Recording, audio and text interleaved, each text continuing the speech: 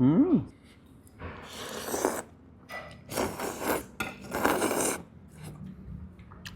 Yo, bay tara mag food trip na sad ta. So natadari karon sa May Bahada or JP Laurel kay try nato ning Lucky's Gourmet. So continuation gyapon ni siya sa katong kung asa tilawan nako inyong mga food suggestions, food recommendations. Isa gyud po ni sa gusto ko i-try kay wala pa gyud ko naka-try diri ba. Since mahilig gitag mga Chinese food or dim sum food. If you want this food trip, tara, adto ta sulod. Alright, so nanatadari karon sa Lucky's Gourmet diri sa ilang sulod. Ang interior nila no murag classic Chinese restaurant gyud siya na mga menu dagko kay menu sa ilang mga walls. And before anything else, huge shoutouts kani kay Ma'am Ban Uy. I'm not sure kung tama akong pag-pronounce the name. So duha gid sila nag-recommend ani. Also kay D Meranya. Ana siya na i-try gid daw nato ilhang beef brisket noodles. As gi-order gid nato siya today. Una nato tilawan kanilang spare ribs na clay pot rice. So for 228, yan na siya kadako. Tara, let's try this.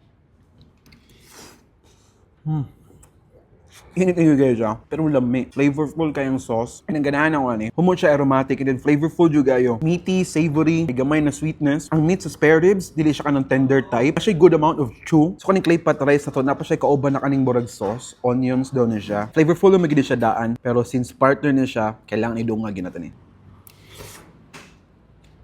Mas mulutaw pag yun pagka-flavorful niya. Hindi siya ka ng bidli ba? Power kayo. Kailangan tanin lang simmered chicken soup. Alang, na-curious lang ko and gusto na ko siya matry. So mga siya recovery soup. Nourishing siya na soup ba?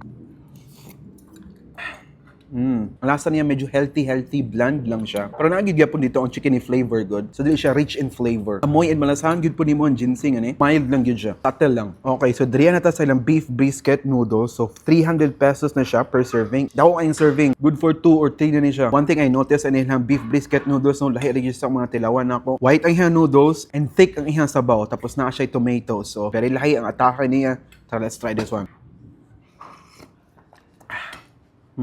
Lahira gini sa mga beef brisket na natilawan ako. Na siya konting sourness, syempre kaya naman siya tomatoes, no? Lami kayang pagka-thick sa ilang sabaw. Na tipong mas satisfying pa siya habang ginasip ni mo.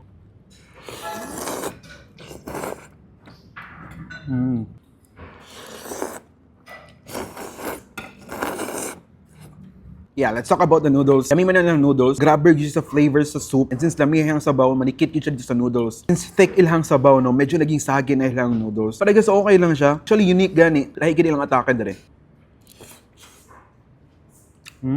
So nana dere itong sweety flavor sa beef. Humo kayong meat. Tender yun siya.